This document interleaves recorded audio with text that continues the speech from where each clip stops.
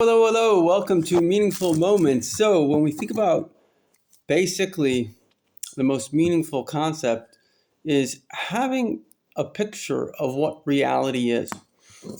If a person doesn't know their place in reality, that's really why most people have anxiety is they don't understand who they are. So, the first thing is we have to understand what is reality. Where are we? According to some people, this whole thing is a simulation and they're not wrong. In other words, the Jewish sages sum it up nicely, and they say the first 2,000 years are called the 2,000 years of Torah or chaos. 2,000 years of creation or chaos. God created, and man went crazy, basically.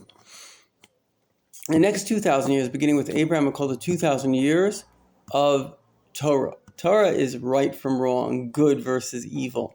And that really came into the world through the Jewish people.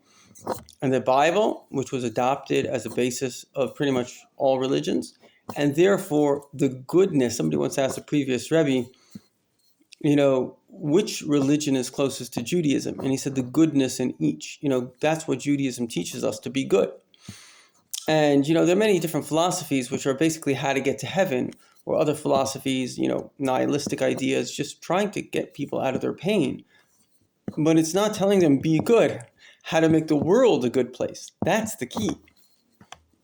And then the last 2,000 years are really the original intention of God, which is not being good because the society forces you to be good and actually choosing to be good.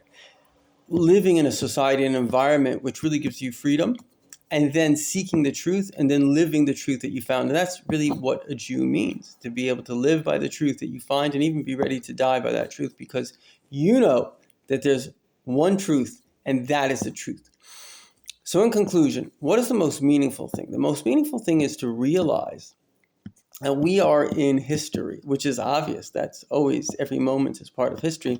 And history is his story. We are in a divine destiny. And the picture that you have to paint for yourself is that in the beginning there was a magician that fell in love with his creations, or who he would create. And he magically made this world appear, and in fact, continuously through great magic, keeps it going.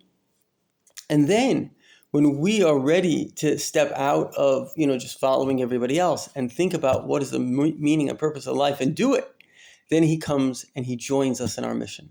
And that's the story. And if you reach that messianic stage, a stage of redemption, you become redeemed.